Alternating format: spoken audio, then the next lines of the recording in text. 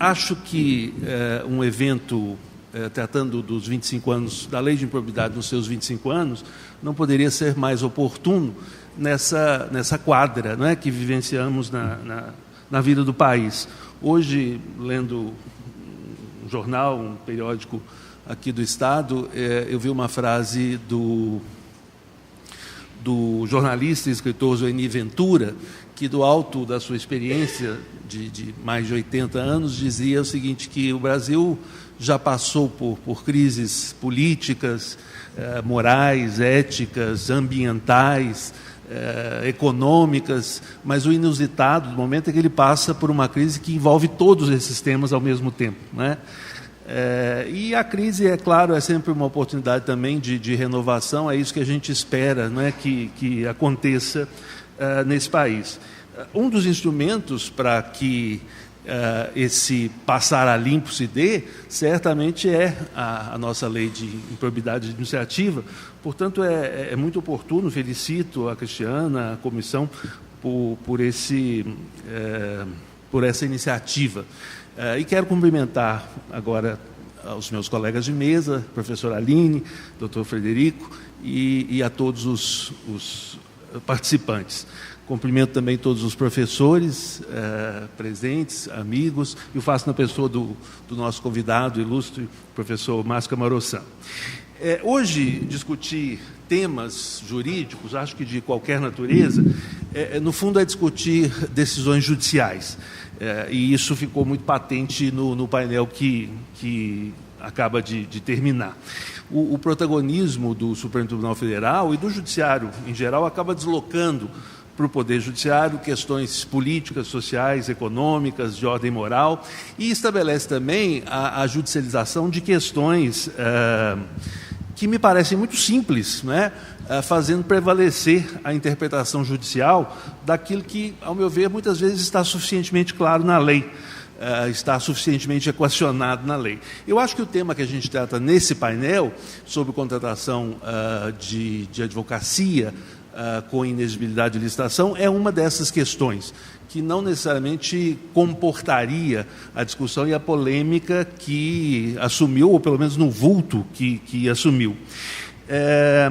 O que sabemos todos, e isso é muito básico, é que uma das hipóteses que afasta o dever de licitar é exatamente a de inexigibilidade, prevista no artigo 25 da Lei 8666, e que, como todos sabem, envolve situações em que se reconhece que a licitação é materialmente impossível. Por razões objetivas ou jurídicas, é impossível de ser feita, a comparação é impossível de ser feita. Uma dessas hipóteses, do inciso 2º, é exatamente a contratação de serviços técnicos com profissional de notória especialização, quando se trate de serviço singular, quando o objeto, portanto, da contratação seja singular.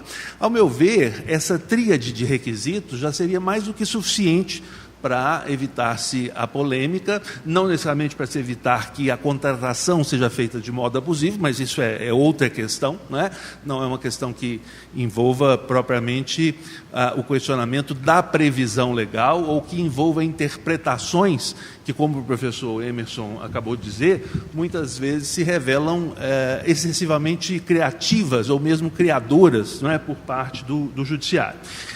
O que surge como razão dessa polêmica, ao meu ver, e talvez o doutor Frederico concorde e possa tratar disso também, é que há um excesso de parte a parte dos dois polos dessa polêmica.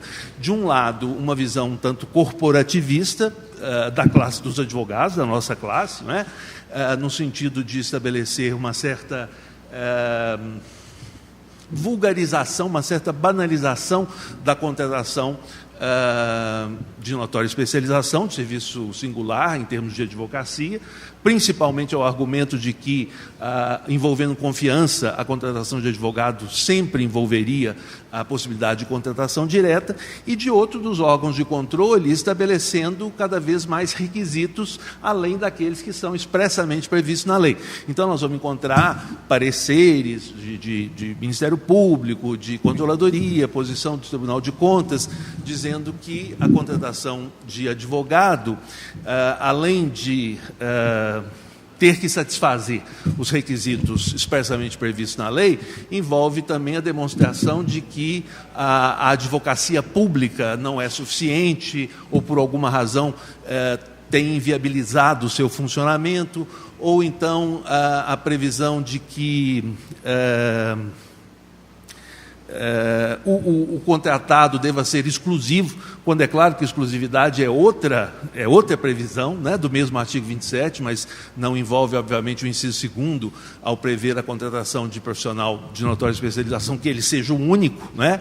E assim o que a gente tem é a criação, ao meu ver, de uma falsa polêmica, né, em relação a um tema que só com a previsão legal poderia ser bem e suficientemente equacionado. Para demonstrar o que acabo de dizer, eu gostaria de exemplificar com o seguinte: se vamos lá no artigo 13, que prevê o patrocínio de ações judiciais ou administrativas como serviço singular, como serviço técnico, perdão, vamos ver que estão previstas lá também outras atividades técnicas, como assessorias contábeis, perícias, projetos, né? E aí nós estamos falando de diversas áreas de atuação, engenharia, etc. E não acho que haja qualquer dificuldade em verificar que esses serviços podem ser contratados, desde que o profissional seja de notória especialização, e que também haja uma singularidade, né? Porque no caso de patrocínio de causa, a questão assume esse teor mais polêmico, com divergências que fazem com que a matéria hoje esteja, e aqui ilustro também o início da fala, né, mais uma vez esteja para ser decidida pelo Supremo Tribunal Federal, além da posição já adotada também pelo Superior Tribunal de Justiça.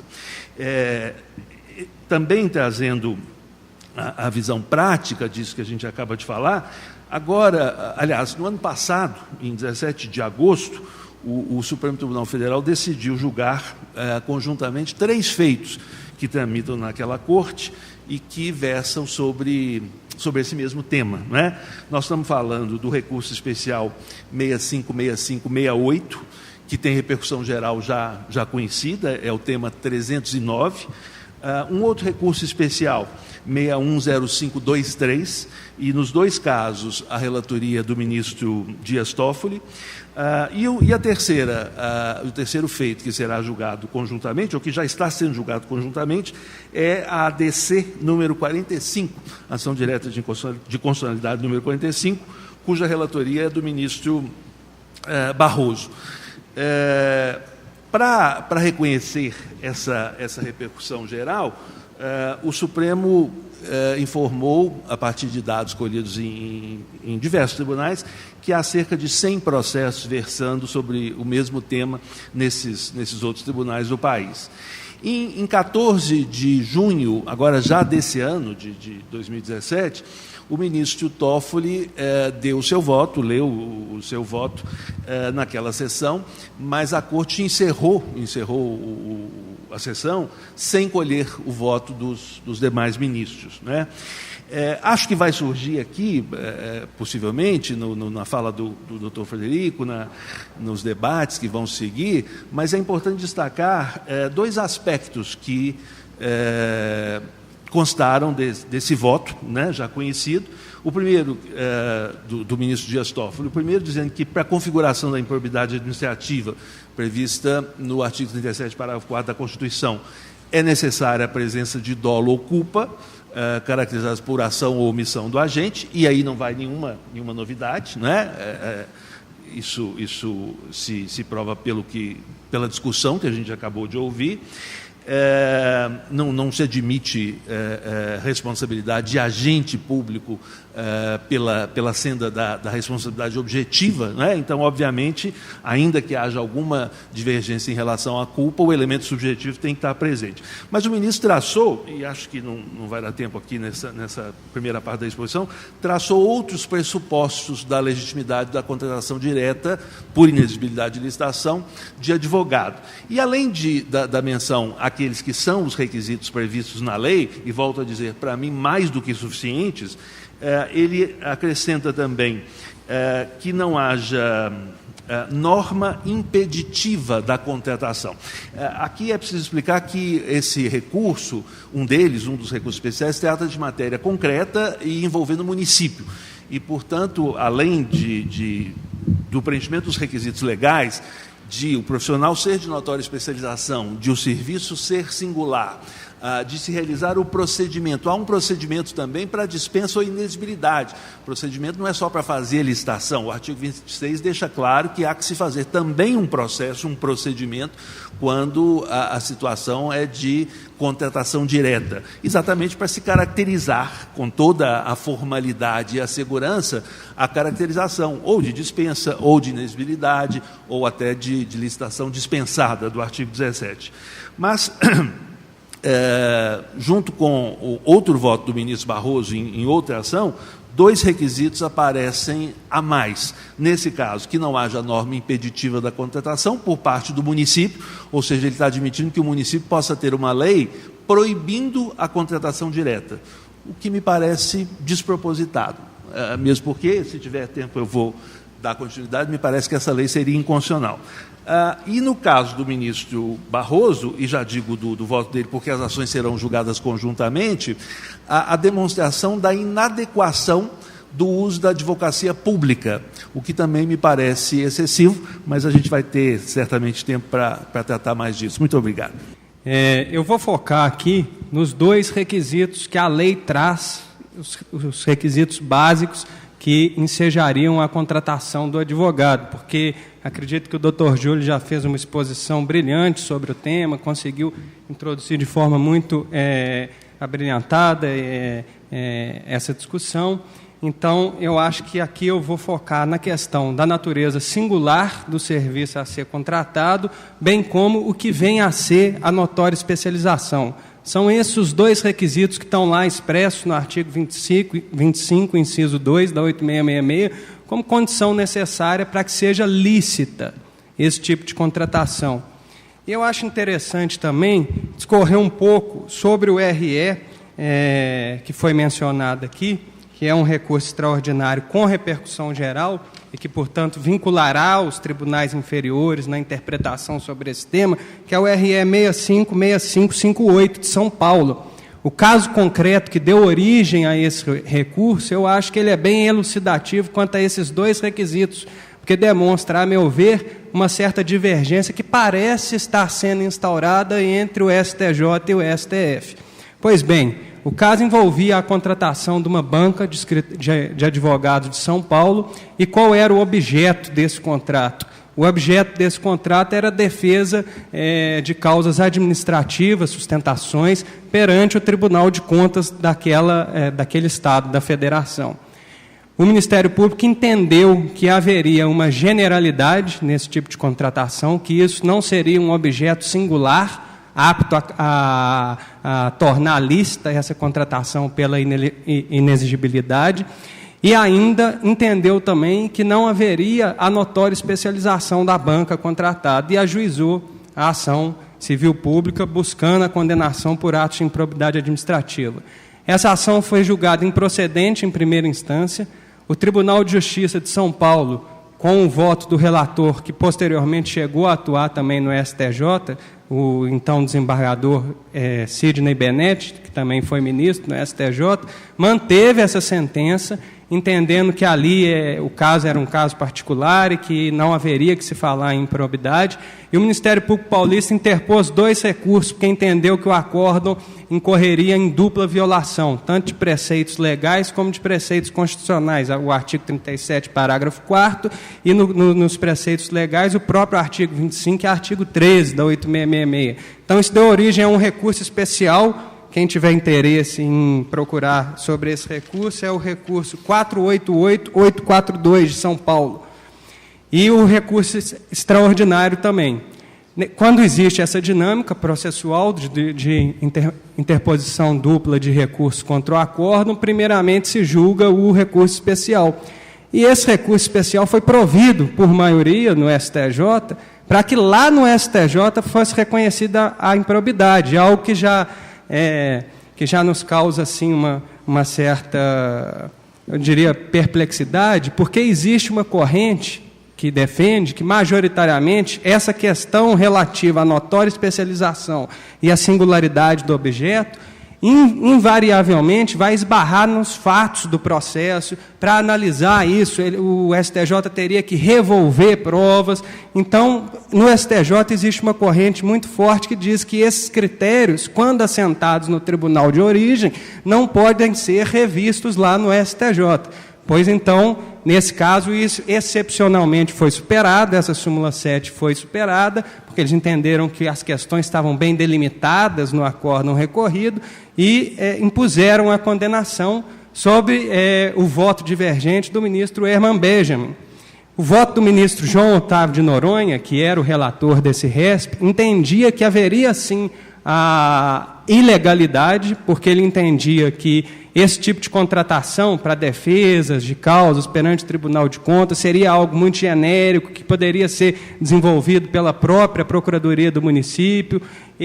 O relator não entra tanto nessa questão da notória especialização da banca contratada, mas, lendo o voto, a gente percebe também que ele se inclina pela inexistência. E o ministro Herman Benjamin, partindo dessas... Só que o relator, concluindo o voto dele, diz que a época da contratação, que era nos idos de 90, 95, 97, isso era uma prática muito comum nos pequenos municípios. Eles contratarem advogados para realizarem a defesa perante a Corte de Contas. Então, que não haveria ali indício de má-fé, indício de uma conduta que indicasse um favorecimento daquela banca, um compadrio, algo que denotasse a improbidade administrativa propriamente dita. Além do mais, ele menciona que não haveria prova do quê? Do prejuízo, já que a frustração da licitude do procedimento licitatório está descrita lá no inciso 8 do artigo 10, que é expressa em exigir prova concreta do dano ao erário. Até pouco tempo atrás, isso era extremamente pacífico no STJ. No painel que nos antecedeu, se mostrou um precedente específico em que isso está sendo relativizado, e esperamos que essa tese não seja revista no STJ.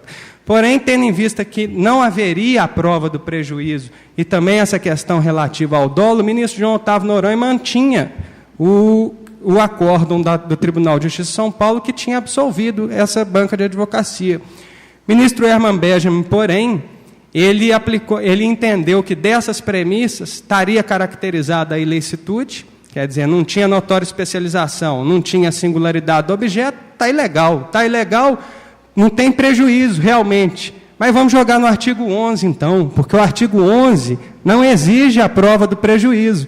Então, houve uma modificação e o escritório de advocacia foi condenado por ofensa ao princípio da legalidade, que é hoje aqui no Brasil nós temos uma hipertrofia legislativa, ninguém consegue acompanhar, nem mesmo os mais notáveis juristas conseguirão dizer com precisão quais são todas as normas em vigência, quais são todas as regras que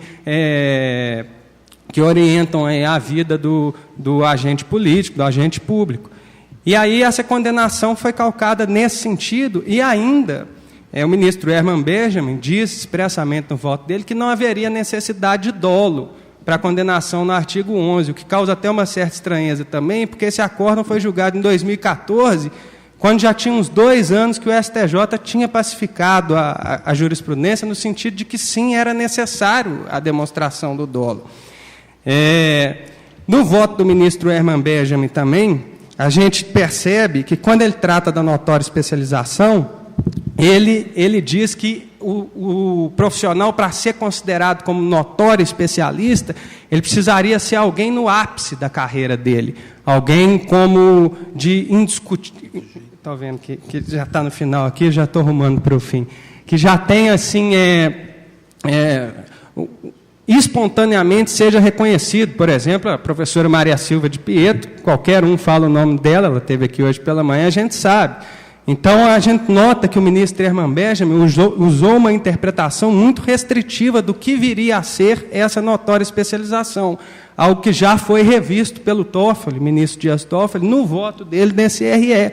Porque nós temos dois extremos aí no que diz respeito a esse tema, que são essas pessoas de notória, indiscutivelmente possuem a notória especialização, outras também que indiscutivelmente não possuem esse atributo, pessoas recém-formadas, que acabaram de passar na OAB, ninguém questiona a competência delas, mas para ser considerado um notório especialista, há um certo caminho a ser percorrido. Então, tem um espaço entre esses dois extremos que há de ser preenchido aí e com muita parcimônia.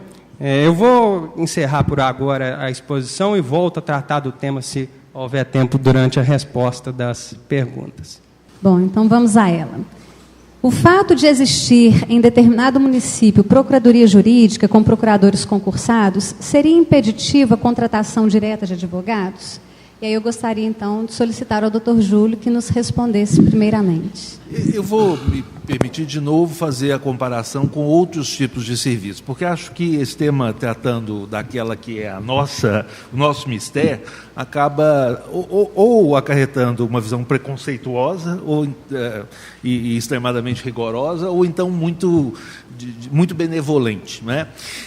Seria legítimo ou mesmo razoável supor que não se pudesse contratar um arquiteto de notória especialização, e aí o exemplo que sempre surge, inclusive em sala de aula, é de contratação, não é, do Oscar Niemeyer, para realizar o projeto da cidade administrativa, do Museu de Curitiba, enfim, porque existam arquitetos na área pública.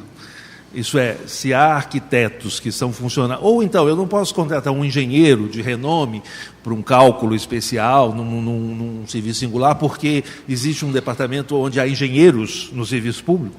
Qual a correlação entre existir advocacia pública, procuradorias, procuraturas, e a contratação para um serviço singular com profissional de notória especialização? Não vejo... É isso que eu estava dizendo quando tratava aqui desse certo criacionismo, desse certo ativismo judicial, porque não faz sentido a jurisprudência ficar estabelecendo requisitos, e requisitos que são objetivos, porque dizer que não se pode contratar a advocacia com inexigibilidade de licitação se houver procuradoria é um requisito objetivo, que nem permite interpretação. Então, basta que o município tenha a sua procuradoria para que ele esteja,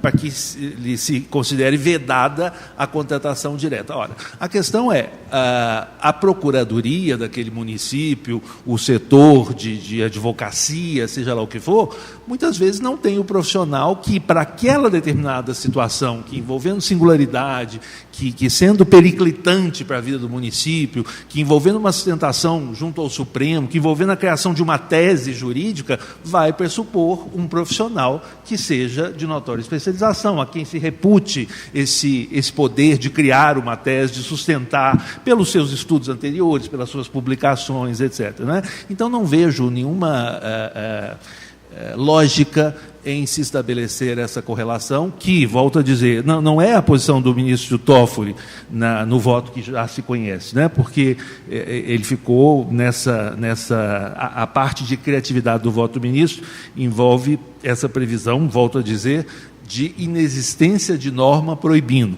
E eu volto a tratar do tema, a repisar, porque, se tiver oportunidade, eu quero tratar dele. Acho que essa norma não tem que existir. Isso é, se tiver uma norma proibindo a contratação, essa norma municipal ou estadual, ao meu ver, está afrontando a Constituição. Mas, objetivamente, em relação à pergunta de número 1, satisfeitos os requisitos de singularidade, e o doutor Frederico trata muito bem, notória especialização não envolve também ser o medalhão, o único, né, que possa... Há uma faixa mediana entre aqueles que claramente não são de notória especialização e aqueles que, obviamente, são de notória especialização, que envolve uma categoria de profissionais que pode, sim, ser reconhecida de notória especialização, dependendo principalmente dos elementos do caso concreto. Eu entendo que, ainda que exista a procuradoria, haverá, sim, margem para a contratação direta do advogado, desde que haja a notória especialização e um outro requisito que também foi tratado, um requisito bem debatido, né, nesses recursos, que é a singularidade do objeto. A gente fala singularidade do objeto até, mas renomados doutrinadores, entre eles o professor Marçal, defendem que a singularidade não seria do objeto propriamente dito, mas sim do interesse público que envolve a contratação daquele serviço. Um objeto pode não ser extremamente complexo para um município de grande porte, mas para outro, um município pequeno, de médio porte, aquele mesmo objeto pode passar a demandar uma atenção maior.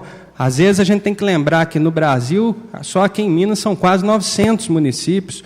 Nem todos eles têm o aparelhamento das procuradorias, como nós temos aqui nos grandes centros, nas capitais.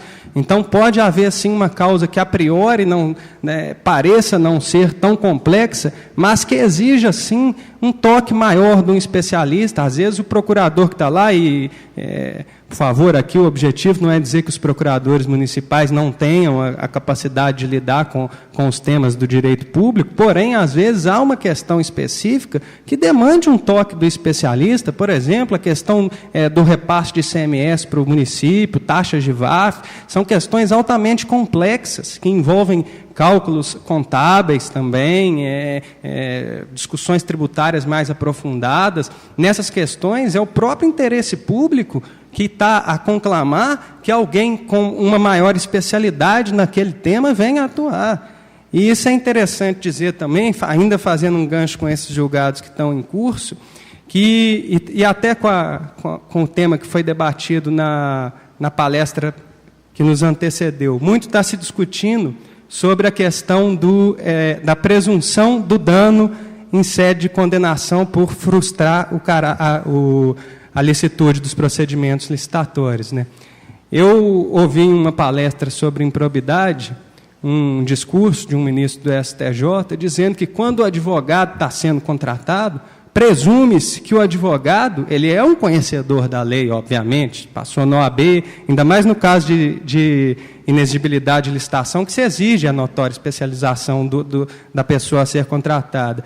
Então, se ele é um conhecedor profundo da lei, ele deveria saber que, naquele caso específico, o objeto não seria singular, ou o interesse público não seria singular. Então, que, diante disso, haveria o dolo e que, portanto, ele poderia ser condenado no artigo 11. E aí eu já começo a pensar em algo que me deixa um pouco receoso, que em breve a gente pode estar enfrentando aí uma presunção de dolo para condenar os advogados no artigo 11, com base no princípio da legalidade. Porque para que haja a contratação precisaria de licitação, 8666, violou o artigo 25, violou o artigo 13, então vamos condenar no artigo 11, já que não tem o quê? Prova do prejuízo. Porque muitas vezes o advogado foi lá, executou o serviço, e nós estamos tratando aqui de algo que rotineiramente ocorre, não é dessas contratações de compadrios, de afortunados políticos, de troca de favores, não é de nada disso que nós estamos tratando aqui. Nós estamos tratando de casos em que advogados foram contratados, prestaram o serviço e não tem prova do prejuízo. E às vezes, a gente está falando aqui a singularidade do objeto, mas o que é a singularidade do objeto? Uma causa que envolva R$1 milhão, tem repercussão econômica? Para quem? Para qual município? Para Belo Horizonte? Talvez não. Para o município de Rio Paranaíba, com 10 mil, 15 mil eleitores? Certamente que tem. Então, aí o advogado, que é um notório especialista, resolve se aventurar, porque já disseram também aqui em palestras anteriores que administrar é um risco, né? A pessoa que está nessa área do direito público. Eu diria também que se aventurar por essas searas aí da contratação direta, o advogado tem que ter culhões. Ele resolve se aventurar e fala, não, realmente, eu tenho condições de lidar com essa matéria, já lidei com inúmeras outras causas que envolvem esse tema, acho que isso vai ser bom para o município, vou encarar essa contratação, encara na confiança firme de que aquele objeto é singular. E aí chega lá no STJ, lá em cima, ou aqui no nosso tribunal, eles falam, não, isso não é singular, não. Isso aqui poderia ser executado pela Procuradoria do município. Ele vai recorrer para o STJ, tome súmula 7 em cima dele. Isso é revisão de fato, saber se isso é singular ou não. Então, é algo que a gente tem que ter muita parcimônia.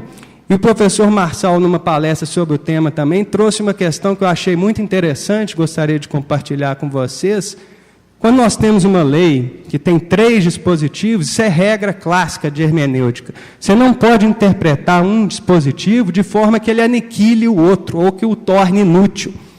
Então, se frustrar a licitude do procedimento licitatório, está lá no artigo 10, inciso 8, esse artigo 10, inciso 8, é expresso em exigir o quê? O prejuízo, prova do prejuízo ao erário. Você não pode condenar, portanto, por improbidade, capitulando a conduta no artigo 11, porque senão todos os incisos do artigo 10 poderiam ser conglobados no artigo 11, no caput, que fala de ofensa aos deveres de honestidade, princípio da legalidade. Se você faz esse tipo de interpretação de que a improbidade estaria presente, mesmo sem prova do prejuízo, e condena no artigo 11, presumindo dolo, você está aniquilando o artigo 10. E isso, em hermenêutica, é consagrado que esse tipo de interpretação é vedada. São essas considerações sobre esse tema específico. Muito obrigado a todos. Enquanto o Frederico falava, eu me lembrei de uma situação. Vejam como é despropositada essa exigência que a gente vê não só prevista em pareceres da Procuradoria, do Ministério Público, etc., Tribunal de Contas. Corria o ano de 92 e, portanto, nenhuma das garotas, né, que estão aqui presentes, inclusive as professoras tinham nascido ainda, principalmente a professora Raquel, mas eu fui contratado por notória especialização, e vejam, isso tem mais de 20 anos, eu sou jovem agora, imagine naquela época, pelo BDMG, porque a Constituição do Estado havia transformado os bancos estaduais de autarquia, havia mudado a natureza jurídica de autarquia para empresas públicas. E o procurador-geral do banco me procurou. O banco tinha uma procuradoria na época, ainda tem hoje, de altíssimo nível, mas na época tinha o professor Mesquita Lara, tinha o professor Edgar Amorim, portanto, profissionais excelentes. E o procurador me disse, olha, eu não tenho nenhuma segurança de pedir pareceres para os procuradores, porque eles têm interesse. Essas mudanças, envolvendo mudanças no seu regime funcional, no seu regime de previdência, fazia com que eles se tornassem potenciais interessados. E só por isso, um jovem de sei lá quantos anos eu tinha, muito pouco, foi contratado por notória especialização, porque eu já militava na área, porque eu fazia mestrado, etc. Né? Então, acho que esse exemplo ilustra 2 aspectos do que foi falado aqui. Bom, pode a administração pública, em sede de processo administrativo disciplinar, reconhecer a prática de ato de improbidade administrativa e, com isso, aplicar a pena de demissão ou reconhecimento de ato ímprobo, e a aplicação das penas seria ato sujeito à reserva de jurisdição? Mais uma vez, vou passar a palavra primeiramente ao Dr. Júlio, para que ele possa tecer as suas considerações. Eu vou usar metade do meu tempo para responder essa pergunta, mas antes vou me permitir voltar lá ao voto do ministro Dias Toffoli, porque a gente está diante de uma possibilidade de, nesse particular, o voto ser seguido pelos demais ministros, ou por maioria deles, e acho que isso vai ser desastroso. Quando o ministro diz que é possível que o ente federativo, município, Estado, Distrito Federal, tenha uma lei que impeça, que proíba a contratação direta, nós estamos falando de uma redução da discricionariedade do gestor, que, a meu ver, é inconstitucional. E o Supremo tem vários exemplos de decisões nesse sentido. Leis que vinculam receitas, leis que definem políticas públicas em detrimento da discricionariedade do governante, sem deixar mágico o executivo, leis que submetem à aprovação do Poder Legislativo a nomeação de determinadas autoridades, principalmente nas empresas públicas, sociedade de economia mista, tudo isso o Supremo já considerou inconstitucional pela redução da discricionariedade e, em certos casos, por ofensa à separação dos poderes. Por que haveria, então, a possibilidade de uma lei proibir a contratação direta de advogado, que está previsto numa norma de abrangência nacional e que, nesse particular, não há qualquer dúvida, tem a natureza de norma geral. Né? Então, me parece que, nessa parte, vai mal o voto, espero que nesse ponto ele não seja condutor. Em relação a essa pergunta, né, essa está sendo chamada reserva de jurisdição, o STJ tem posição já sobre essa matéria, com voto condutor do ministro Nilson Dipp, E ele diz o seguinte: a natureza judicial das sanções são completamente diferentes. A natureza judicial das sanções, no caso de improbidade administrativa, é requisito obrigatório no caso da perda dos direitos políticos, né? No caso da indisponibilidade de bens, obviamente na adoção daquelas medidas cautelares de indisponibilidade, etc. Mas as demais, inclusive a perda do cargo, obviamente pode ter natureza administrativa. E a infração disciplinar e o ato de improbidade administrativa são submetidos, cada qual, a um regime próprio, a um regime peculiar, e que não se excluem. Portanto, me parece que essa posição do STJ é a que deve prevalecer. Nada impede que, a despeito de se caracterizar simultaneamente como improbidade administrativa e infração disciplinar, a conduta seja punida com a pena de demissão no âmbito do processo disciplinar. Não vejo que haja reserva de jurisdição nesse particular. Só para completar, o ato típico da improbidade administrativa, ele pode ofender, essa é uma colocação da professora Maria Silva, ele pode ofender valores diversos, né? O patrimônio moral da sociedade, o patrimônio financeiro e também valores internos da administração. Portanto, acho plenamente aplicável a pena de demissão no âmbito administrativo. Em primeiro lugar, eu gostaria de parabenizar o Dr. Júlio pela exposição bastante lúcida sobre esse tema específico que o ministro Dias Toffoli coloca, em relação a essa suposta possibilidade de criação de uma norma absoluta que impediria, em qualquer hipótese, a contratação. Me parece também que haveria uma redução aí extrema da discricionariedade do gestor. E acho que foi muito lúcida a colocação. Espero que esse voto seja mais aprofundado, até porque no voto dele ele discorre sobre isso em poucas linhas. Ele não faz um apanhado profundo sobre o tema. E, ao meu ver, Frederico, nos demais aspectos ele é impecável. Exatamente. Né? Achei que foi muito oportuna a colocação. Em relação a esse tema específico, eu gostaria de trazer à baila o voto divergente do ministro Napoleão Nunes Maia Filho, no recurso em mandato de segurança 19881 do Distrito Federal. O Dr. Júlio muito bem colocou, existe a posição prevalente hoje, quase pacífica, de que não existe essa necessidade de reserva de jurisdição, que a pena de demissão poderia sim ser aplicada em sede de processo administrativo disciplinar, motivada por ato de improbidade administrativa, e os principais fundamentos são exatamente esses: a independência das instâncias, que o julgamento na esfera administrativa seria um, o julgamento na esfera judicial outro, então que não haveria esse impedimento. Porém, eu gostaria de trazer ao conhecimento as razões que levam o ministro Napoleão Nunes a divergir sobre esse tema, que me parecem razões muito razoáveis e com bastante densidade jurídica. O tema também já foi analisado no Supremo e já teve voto nesse sentido também, tanto do ministro Eros Grau como também do ministro Marco Aurélio. A Constituição de 88, no artigo 37, parágrafo 4º, estabeleceu lá que os atos de improbidade administrativa serão punidos na forma e gradação prevista em lei. Em 90, a Lei 8.112, que é a lei que trata do processo administrativo disciplinar, foi promulgada e ela previu lá no artigo 132, inciso 4º, a possibilidade da pena de demissão por ato de improbidade administrativa. Então, a princípio, a pergunta soa até um tanto quanto simples, simplória, porque está lá na lei que por improbidade administrativa pode sim demitir. Porém, a lei de improbidade administrativa, que veio a regular o tema, a esmiuçar esse tema, tentar definir o que é improbidade administrativa, lá nos artigos 9, 10 e 11, embora a tipologia extremamente aberta, sobretudo do 11, ela veio a definir exatamente esse tema sobre a improbidade administrativa, estabelecendo regras sobre procedimento, inclusive administrativo. E lá no artigo 20 dessa lei, ela fala expressamente que a perda da função pública só se efetiva com o trânsito em julgado da sentença condenatória. Então, o que o ministro Napoleão coloca é o seguinte: se nós temos uma lei nova, que trata da mesma matéria que uma lei anterior, está lá no artigo 2º da Lei de Introdução ao Código Civil, se há incompatibilidade dessas normas, a lei de improbidade sendo ainda mais especial em relação a esse tema, ela teria revogado tacitamente esse inciso 4º do artigo 132.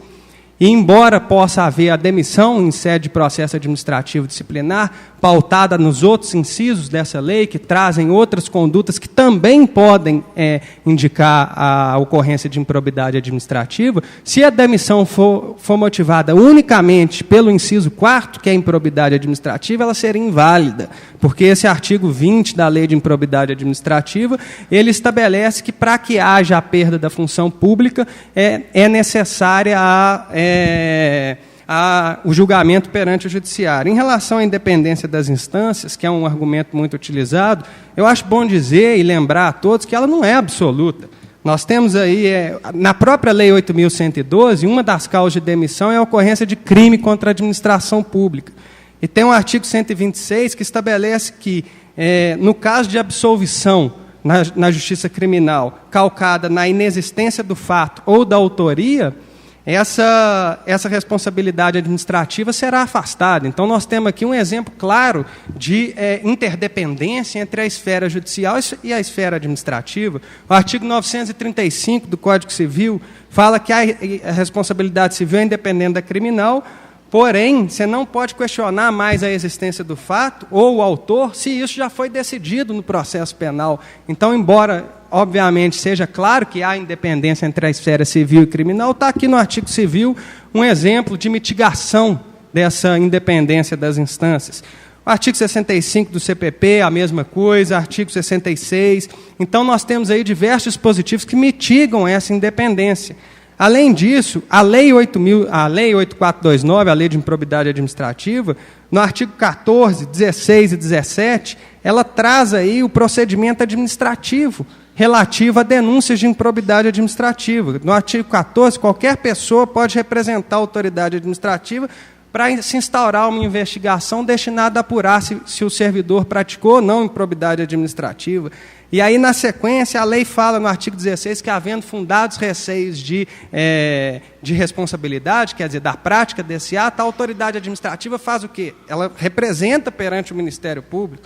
Ela não aplica a demissão, não julga o sujeito por improbidade. No artigo 17, a Lei de Improbidade Administrativa, inclusive, confere legitimidade ativa para a pessoa jurídica interessada, para ela mesma mover a ação.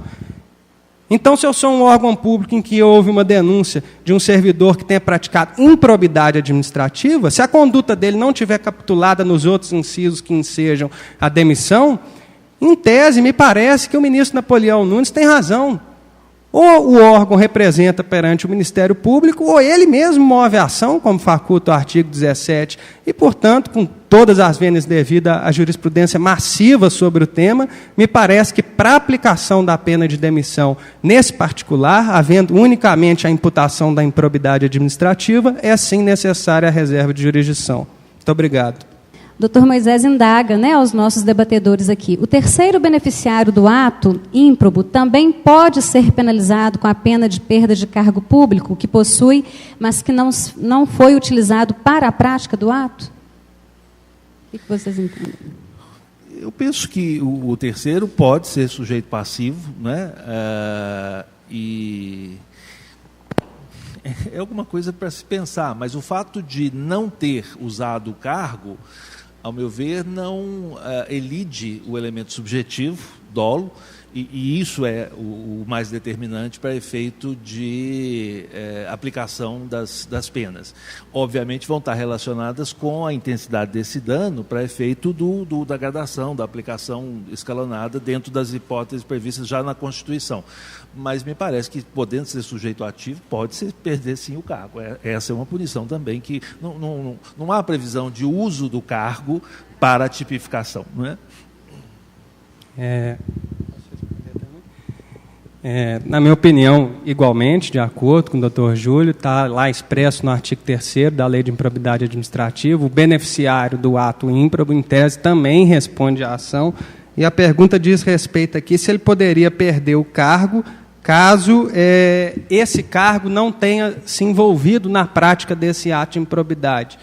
fico imaginando aqui, talvez, um prefeito que praticou um ato de corrupção, não sei, envolvendo uma questão que não tivesse diretamente ligada ao cargo dele de prefeito. Bom, como... exatamente. Pode ser um exemplo muito elucidativo, desenhado aqui pela professora Fortini, mas vou repetir o exemplo. O exemplo seria, por exemplo, um procurador que é contratado para dar um parecer ou realizar um serviço num outro município ou numa outra instituição. Então, essa questão esse serviço que ele está executando não está relacionado ao cargo dele. Vamos supor que ele seja procurador do município de Belo Horizonte e é contratado para executar um serviço em outro estado, inclusive, para acabar com qualquer discussão, lá no Rio de Janeiro, em um estado do interior do Rio de Janeiro, envolvendo uma questão complexa de repasse de ICMS para os municípios, fundo de participação, qualquer coisa que o valha. A participação dele lá não diz respeito ao cargo que ele exerce aqui, são coisas distintas. Porém, ele, como beneficiário do ato ímprobo, ele responde pela ação de improbidade. E, em tese, se entender que houve dolo, que houve prejuízo ao erário, ou que o serviço não era singular, ou que não haveria notória especialização, ele vai ser condenado por improbidade administrativa, e, sendo condenado, é corolário disso, aí de acordo com a dosimetria da pena, a gravidade da conduta, pode sim ser aplicada a pena de demissão. E é por isso que nós temos que tomar muito cuidado com essa lei de improbidade administrativa, porque a gente trata aqui da imposição de penalidades gravíssimas. É um sistema eminentemente punitivo e a gente vive, sim, uma onda de moralização muito grande no país, o que, por um lado, é bom, mas, por outro, também desperta aí esse clamor punitivo que, muitas vezes, geram situações onde se apequenam aí os direitos e garantias fundamentais que, a muito custo, foram plasmados aí na nossa Constituição de 88. Muito obrigado. Só em relação à pergunta do Moisés, e fazendo a correlação com a pergunta anterior, concordo com o doutor Frederico, é possível sim, mas não seria possível aplicar a pena de demissão administrativa, uma vez que aí não há ofensa à esfera disciplinar. Ele poderia ser punido com a perda do cargo pela improbidade administrativa, mas não pelo exercício da função no regime disciplinar. Eu vou pedir a réplica, e vou ser bem breve. E é justamente por isso que eu defendo que é complicado, e o ministro Napoleão Nunes defende que é complicado a imposição da penalidade de demissão no processo administrativo disciplinar, porque a improbidade administrativa pode ser tudo. E lá, na 8.112, pelo menos, está expressamente previsto que pode sim haver. Então, se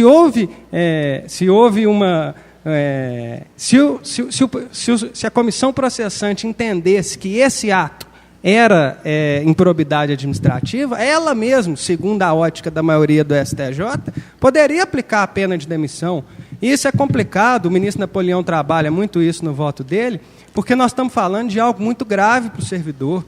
Muitas vezes você não vai ter ali a imparcialidade necessária, pode haver aí ciúmes nas repartições, essas questões outras que, para o cidadão, às vezes, é melhor, sim, prevalecer o que está expresso no artigo 20. Isso não é uma construção jurisprudencial mirabolante, né? O artigo 20 é expresso em dizer que a perda da função pública somente se efetivará com a sentença condenatória transitada em julgado. Muito obrigada, as colocações foram bastante pertinentes e a pergunta é interessantíssima, né? Então, agradecer ao doutor Moisés que nos prestigiou aí, né? E trouxe mais relevância ao debate, né?